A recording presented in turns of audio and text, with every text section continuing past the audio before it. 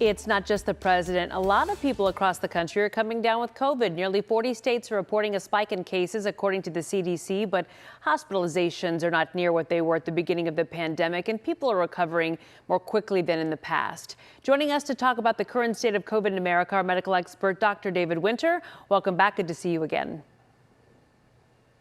Good to see you again, Kara. Good to be with you.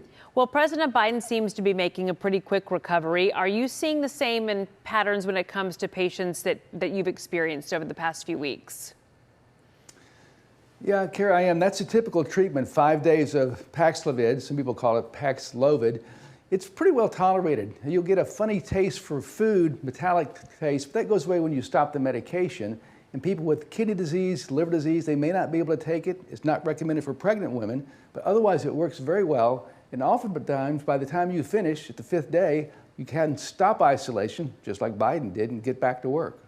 So when it comes to Paxlovid, you mentioned it being not great for some people. So as far as it being the best treatment for people, those folks who can't take it, what do you recommend? Yeah, there are other treatments. Typically, there are IV medications that are given in the hospital, but most folks tolerate this pretty well.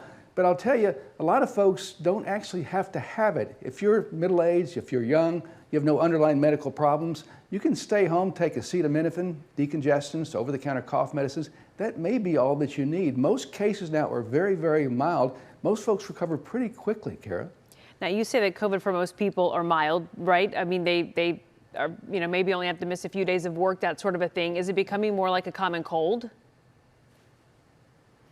Yeah, I don't think we're quite ready to say that. There still are some hospitalizations, there still are some deaths. And here's what I worry about. This virus keeps changing, keeps mutating. The next strain, it may be more serious. So I think we need to respect the coronavirus that causes COVID and try our best to try to minimize the spread of it. And where are you at right now as far as vaccination rates with preventing COVID or lessening the severity of the symptoms? You mentioned the strains always sort of changing. It's sort of similar like we see with the flu. Yeah, it is, and it's a good example because influenza, you get a flu shot, it prevents you from getting serious cases of the flu. You may still get a mild case.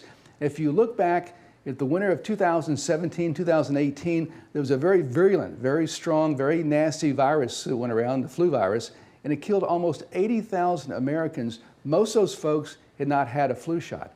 I think the same with COVID. Right now, COVID is mild, but if the next strain is severe and you haven't had a vaccine, you may be vulnerable to hospitalizations or even worse.